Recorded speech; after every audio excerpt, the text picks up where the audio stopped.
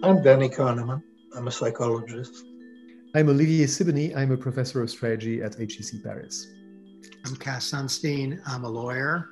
When you look at errors of judgment, then errors, when they are one-sided on one side or another, the average error, that's what we call bias.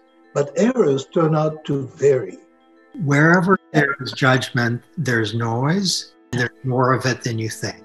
And the consequences of that volume of noise is very severe, very bad, and there are identifiable steps that can reduce it. About 7 years ago, I think, I was doing consulting with an insurance company, and that's where the idea of the importance of noise in a practical setting came up. It turned out that underwriters, when you give them the same risk to assess, give very different answers. I mean, dramatically more variable than the executives of the company expected. If you take two underwriters at random, by how much would you expect them to differ in percentages? Most people think that a tolerable number is about 10%. That's a tolerable difference. We don't expect people to agree perfectly. But it turned out in that study that the number that we observed was about 50%, 50, which was 5 times as much variability, as much noise, we would say now, as the executives of the company expected. And that was really the genesis of the ideas that we've been following in this book. There is a lot of professional judgment where we rely on the expertise and the judgment of humans because we have to and because we want to. And we sort of expect that the judgments that we rely upon are in fact sensible and rational and expert, and we assume that there is not too much variability in those judgments. We don't expect perfect agreement, but we expect bounded disagreement. We expect that there is a limit on how much reasonable people can disagree. Of course, reasonable people can disagree. It's a matter of judgment, after all, but they shouldn't disagree by too much.